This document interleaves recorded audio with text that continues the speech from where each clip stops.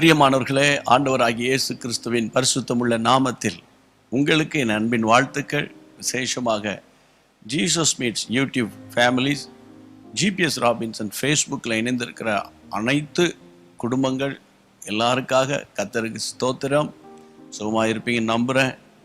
எல்லா சூழ்நிலையில் கர்த்தருக்குள் சந்தோஷமாக இருங்க. தேவனுக்கு தெரியாமல் ஒன்று நடக்காது. இந்த நாளிலும் பாருங்கள், ஆண்டவர் உங்களுக்கு செய்ய போகிற காரியம் ஆச்சரியமாக இருக்கும். சரி, இந்த நாளுக்குரிய வார்த்தைக்கு நம்ம போவோம். கர்த்தருடைய பிள்ளைகளே, லூக்கா 24ஆம் அதிகாரம் 49ஆம் வசனம். என் பிதா வாக்குத்தத்தம் பண்ணினதை இதோ நான் உங்களுக்கு அனுப்புகிறேன். நீங்களோ உன்னதத்திலிருந்து வரும் பலனால் தரிப்பிக்கப்படும் வரைக்கும் எருசலேமில் நகரத்தில் இருங்கள். ஆண்டவராகிய இயேசு தம் சீஷர்களுக்கு சொன்ன சில முக்கியமான கட்டளைகளில் இதுவும் ஒன்று. ஆண்டவர் சொல்றாரு, நீங்க உன்னதத்திலிருந்து அது வரக்கூடிய அந்த வல்லமை, that is anointing of the Holy Spirit, அந்த அபிஷேகத்தின் வல்லமையை நீங்க பெற்றுக்கொள்ளாத வரைக்கும் எருசலேமை விட்டு போவாதீங்க என்று ஆண்டவர் தெளிவாய் சொல்லுகிறார். நீ கவனிக்கணும். ஏற்கனவே அங்கே அழைக்கப்பட்டவங்க, தெரிந்து கொள்ளப்பட்டவங்க, வேறு பிரிக்கப்பட்டவங்க, எல்லாவற்றுமே ஏசப்பாவோட தத்ரூபமாக பார்த்து பழகி உண்டு உறங்கியிருந்த சீடர்கள். ஆனால் ஆண்டவர் சொல்றார் பாருங்க, நான் பரலோகத்துக்கு போன பிறகு பரலோகத்திலிருந்து ஒரு தேற்றரவாளனை அனுப்புவேன். அந்த அபிஷேகத்தின் வல்லமை நீங்கள் பெற்றுக்கொள்ளும் வரைக்கும் எருசலேம் நகரத்தை விட்டு நீங்கள் தயவு செய்து போயிடாதீங்க. அந்த வல்லமைக்கு ஆண்டவர் சொல்றார், உன்னதத்திலிருந்து வரும் வல்லமை, உன்னதமான ஒரு வல்லமை. அப்போ அன்பு தேவனுடைய பிள்ளைகளே, இதை நான் எப்படி உங்களோடு பேச விரும்புகிறேன் இந்த காலை நேரத்தில் தெரியுமா? எங்கு போனாலும் சரி, ஆவியில நிரம்பி அபிஷேகத்தை பெற்றுக்கொண்டு, அதாவது உள்ள அபிஷேகம் இருக்கு, அனல் மூட்டி கொண்டு நீங்க செல்லுங்க. பரிசுத்தாவின் அபிஷேகத்துல அடிக்கடி அனல் மூட்டுங்க. சரியா? அந்த அபிஷேகமே உங்களுக்கு தெளிவான பார்வையை கொடுக்கும். அந்த அபிஷேகமே உங்களுக்கு தெளிவான ஒரு தீர்மானம் எடுக்க உதவி செய்யும். அந்த அபிஷேகத்துல குழப்பம் இருக்காது. அந்த அபிஷேகம் உங்களை தடுமாற பண்ணாது.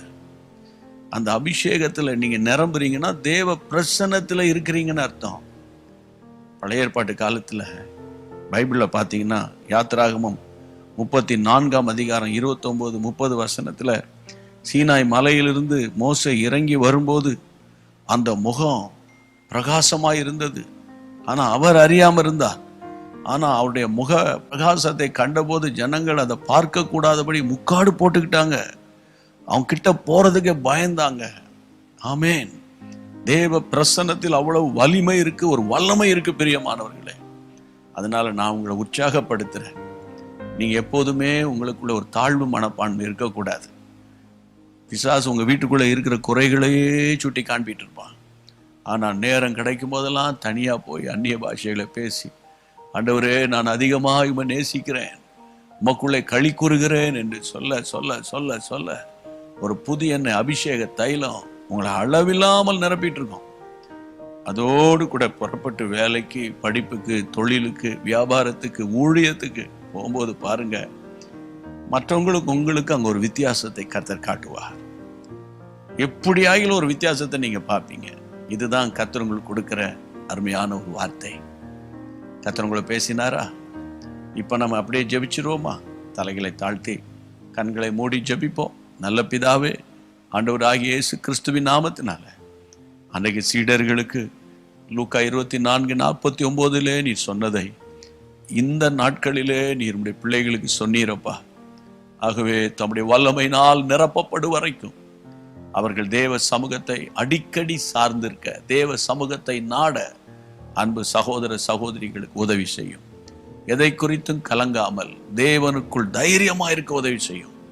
இந்த நாள் முழுவதும் நீர் உம்முடைய பிரசன்னத்தோடு உம்முடைய பிள்ளைகளை நடத்துகிறதை பார்க்க உதவி செய்யும். தேவ சமாதானம் உம்முடைய பிள்ளைகளை நிரப்பட்டும்.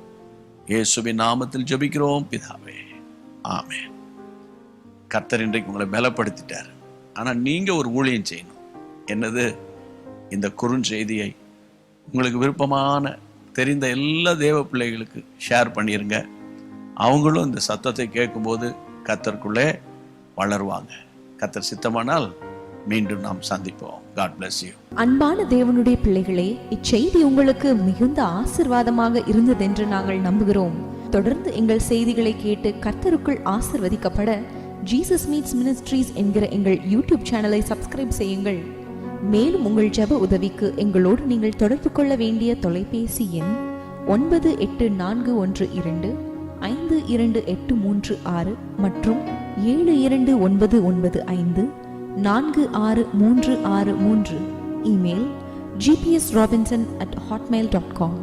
கர்த்தர் உங்களை ஆசீர்வதிப்பாராக.